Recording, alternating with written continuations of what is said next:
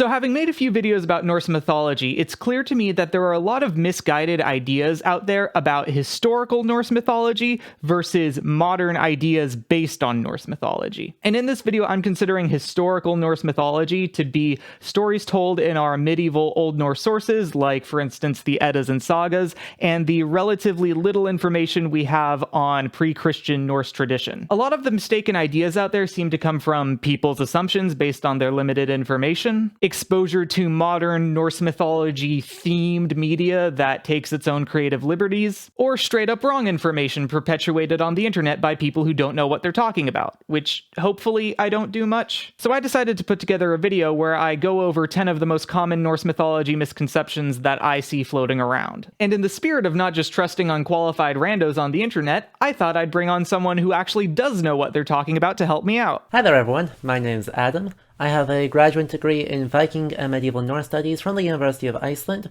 My research interests focus on environmental history, Norse mythology, and the reception of the Vikings, both in the later Middle Ages and in modernity, especially in games. I'm also a Twitch streamer and sporadic video essayist, specializing in the intersection between games and history, bringing both my own historical expertise and that of guests in order to explore the ways that history still affects us and still affects the media and games we consume.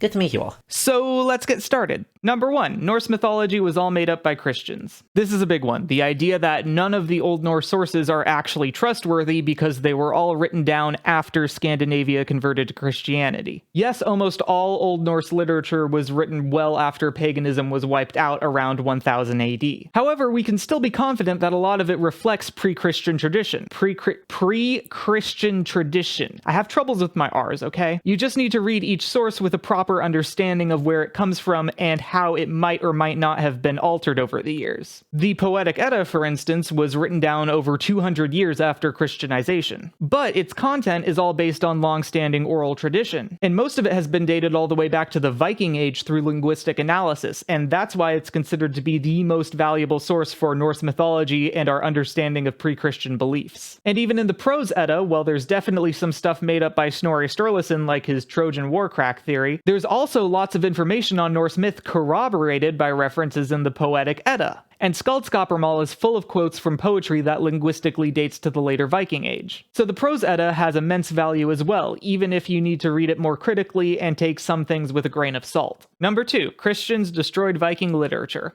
Look, this one is completely absurd. Just like it's ridiculous to say that it's all Christian, it's ridiculous to say that none of it is Christian. Because here's the thing.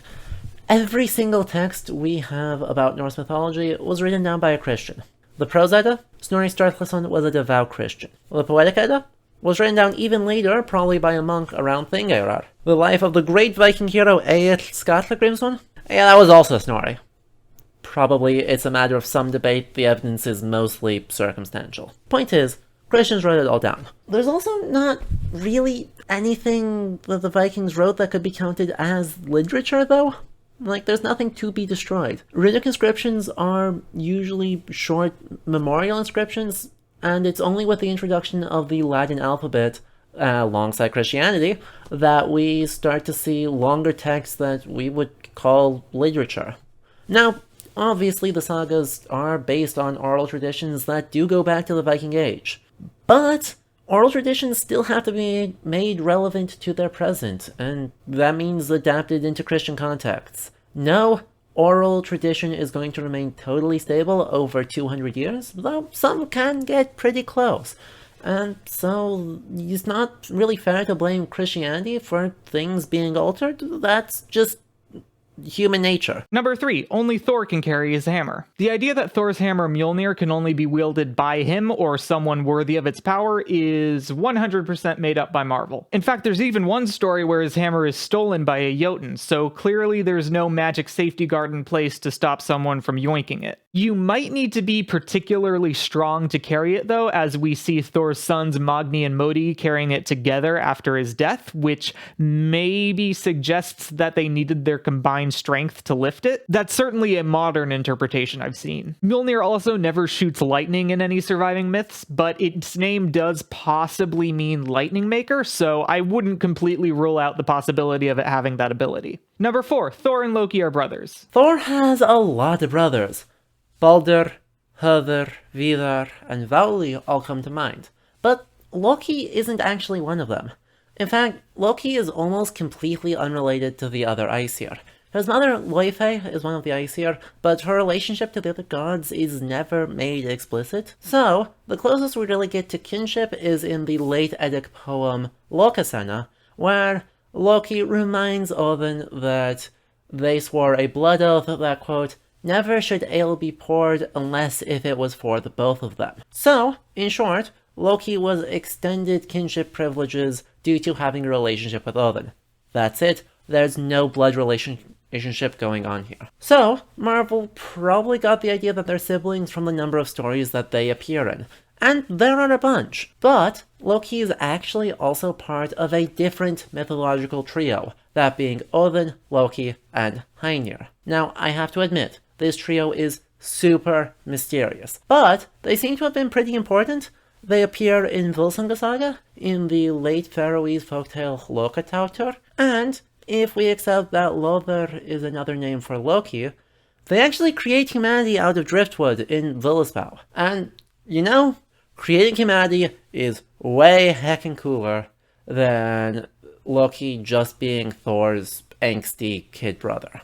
Number 5, Thor is fat / Thor is a bodybuilder. One of the subjects I've recently seen people get pretty heated about on the internet is the physical appearance of Thor. Some imagine him with the physique of a Renaissance statue, as we see in his Marvel incarnation. Others imagine him with a bit of a belly, which makes sense because he's known to have quite an appetite in the Old Norse sources. And I guess Marvel did that too, huh? What bugs me is when anyone tries to prop up their favorite depiction as the most accurate version of Thor, because we're never given a very detailed description of Thor, or any god for that matter, in the medieval sources, and pre-Christian artwork doesn't really help paint a clearer picture. The best we have is a short list of iconic traits. He's got a big red beard, a hammer, some magic gloves, and a magic belt.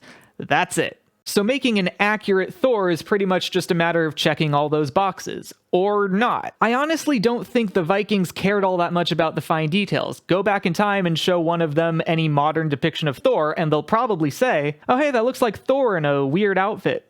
Cool. Number 6, blank is the god of blank. This is kind of a tricky one. The Eddas, especially the Prose Edda, have a lot of epithets for a lot of gods, and a lot of these epithets are in the form of god of blank. So Tyr is the god of battles, Vigagvud. Baldur is god of tears, Njörður is god of wealth-giving, and Odin is god of so many things that there's an entire text just dedicated to listing them all. But this doesn't really map onto domains, like this is Dungeons and Dragons or something. Instead, it's more like this is what the gods do. This is what you might pray to them for. As a result, there's actually a lot of overlap, as one god might do a bunch of things, or multiple gods might do one thing. They're so different from humanity in that regard, aren't they? So, it doesn't make a lot of sense to say that they actually have control of it. The exact reason why, or at least the most likely reason why, is going to be at the end of this video. But yeah, we should think of it as this is more things that the gods are particularly good at accomplishing, rather than things that they actively have control over. Otherwise, Odin is just going to be in charge of everything. He's just the god of literally everything. Seriously, he's got like 200 names. Number 7, Loki is gender fluid. One of the most popular modern Norse mythology interpretations, which has now even been implemented in a lot of popular media, is that Loki is gender fluid. And this is not a bad interpretation. One of Loki's defining traits in the medieval sources is to assume a female identity whenever they need to disguise themselves. And whenever they do this, the narrator will use female pronouns for them, indicating a full gender transition. But I think a lot of people are exposed to this idea without understanding certain aspects of Old Norse gender conventions and form a misguided idea about how Loki would have been viewed. If you asked a Viking if Loki is cis or gender fluid, their answer would be, I have no idea what those words mean. Old Norse society had its own concept of gender and what it meant to be male or female, and for males at least, things were pretty rigid. If you failed to live up to your assigned gender roles through perceived cowardice, or worse, engaging in feminine activities, you were called Arger, which was an extremely derogatory term. You could legally challenge someone to a death match for offending your masculinity that way. So Loki was not seen as a gender fluid person. They were seen as a man who constantly shames himself by violating his gender roles, and those instances are usually painted as part of a scheme rather than a means for self-expression. But just because Old Norse society didn't properly acknowledge queerfolk doesn't mean queerfolk didn't exist in Old Norse society. The fact that they had taboos against breaking gender roles means there were people who did just that. So from that angle, you can view Loki as a representation of gender non-conforming people in Old Norse society and the hatred that they endured. And I believe that's why a lot of modern-day queerfolk, especially those practicing neo-pagan beliefs, have latched onto Loki and, applying our modern understanding of gender to Norse mythology, have interpreted them as gender fluid. And so for my videos, I've decided to stay gender neutral when talking about Loki, so they'll fit in with whatever your interpretation is, but I don't want to mislead anyone into thinking that the Vikings were miraculously woke. Oh hey look, an asterisk. Also, I'm aware that Odin's gender is its own can of worms, and I'll probably address that in a future video, but for now, I want to stick to the top 10 list because clickbait. If you want to learn more about Norse mythology from an LGBT angle, historian Amy Jefford Franks' podcast Vikings Are Gay is well worth checking out. Number 8. Norse mythology and Germanic mythology are the same thing. Norse mythology is pretty clearly related to a broader Germanic tradition of texts. To use one example, the Merseburg charms, written in Old High German, mention Wotan, and Old English medical charms mention Wodan. Both of these are pretty likely related to the Norse god Odin. But it would be a mistake to say that related to equals the same. Let me use one case study so I don't go on all day. Ragnarok. Ragnarok is best preserved in the Norse context in the Eddic poem Völuspá. In it, it's pretty clearly a volcanic eruption. Actually, Surtur appears in a different poem, Hallmundarkvíða, where he's just a Plinian column. It's not subtle, but it is super cool and it makes a lot of sense. But there's just one problem. There aren't any volcanoes in North Central Europe. There are volcanoes in Iceland and the Mediterranean, and that's it.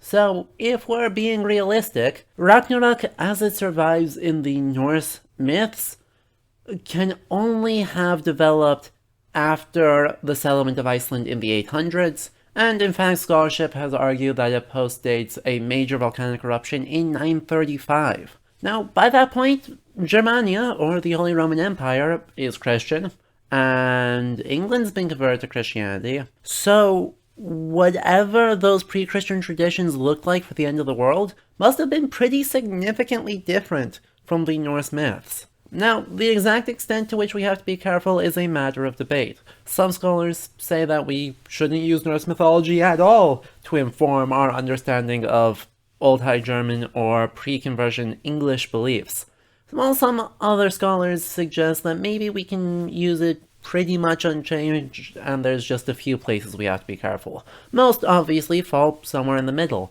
I personally think that if there's a clear textual connection, it makes a lot of sense to use Norse material to inform our understanding of continental Germanic material, but otherwise we should probably avoid it. But it's pretty universally agreed that we have to at least be careful, and that Norse mythology innovates substantially from the Germanic contexts it is a part of. Number 9. Norse cosmology makes sense. Okay, this is going to be somewhat of a personal rant. I'm open to hearing criticism for my mythology cartoons, but one of the most annoying things I get people correcting me on regarding Norse mythology is how I present certain locations in relation to one another, as if it's even possible to form a coherent layout of the universe from the medieval sources. And no, the cool diagram you found on Google Images is not going to clear anything up. They're all different, and most of them contradict what the sources actually say. A According to the Eddas, Odin and his brothers created the earth out of Ymir's corpse. There's Asgard, the Aesir's enclosure, surrounded by a wall, beyond which is Midgard, the middle enclosure where humans dwell, and it too is surrounded by a wall to protect them from the forces of Jotunheim, the home of the Jotnar.